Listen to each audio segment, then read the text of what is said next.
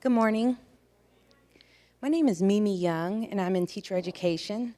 I think one thing that distinguishes me from maybe some of my colleagues here is that I do have some experience in teaching prior to my experiences here at UNT.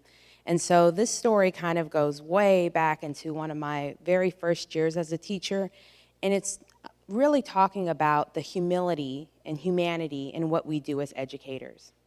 So I remember my very first year teaching, I had a young lady in my class who wasn't physically in my class.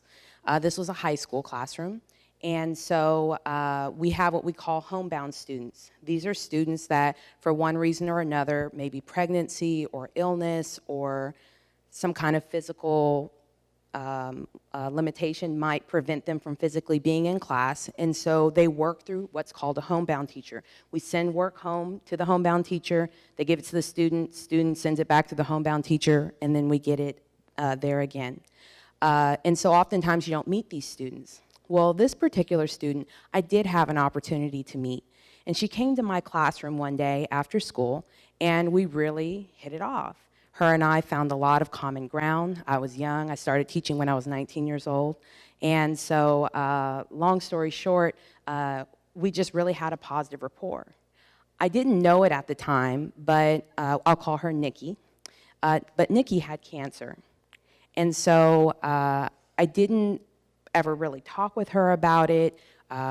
We continued to see each other after school. Sometimes she would be sick, and so she wouldn't come for a few weeks, wasn't abnormal.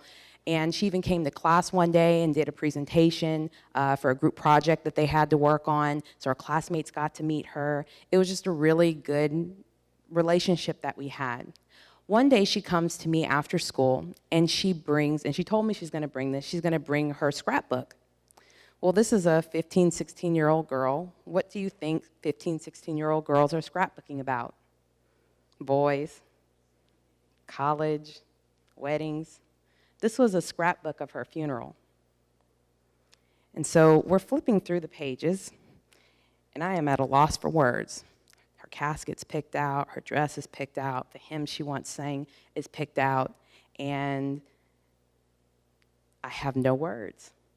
And after we look at this, she looks at me and she says, "I've never connected with anyone more in my life. Promise me you'll come to my funeral." And being a good teacher, because you learn these little teacher skills, right? I had a good comeback. I said, no, I'm not going to come to your funeral. You're going to come to my funeral because you're going to outlive me. And she's like, no, miss, seriously, promise me that you'll come to my funeral. And so I did. I promised her. And a couple weeks pass, again, not uncommon for me not to see her, but then a couple more weeks pass. And so I call home. No one answers. Call her homebound teacher. No one responds. And so I finally call her secondary number, which is her aunt's number. And her aunt calls me back and tells me that about 3 weeks after we had had that encounter, that Nikki had passed away. And so in that moment, there were so many emotions. I couldn't think, I couldn't breathe, I couldn't teach.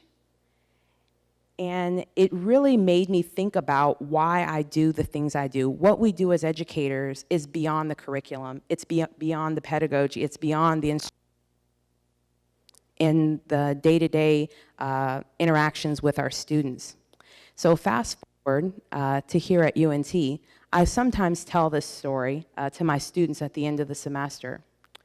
And one particular instance a few semesters ago when I was telling this story, a student comes after class and she tells me, she said, "I wasn't going to tell you this, but Nikki was my cousin, and you are the reason why I'm here, and you are the reason why I want to be a teacher." And so when I think about teaching and what I do for my students, it's beyond what we do here at UNT. It's beyond our coursework. It's so that they can be good citizens, so that they can be productive members of society.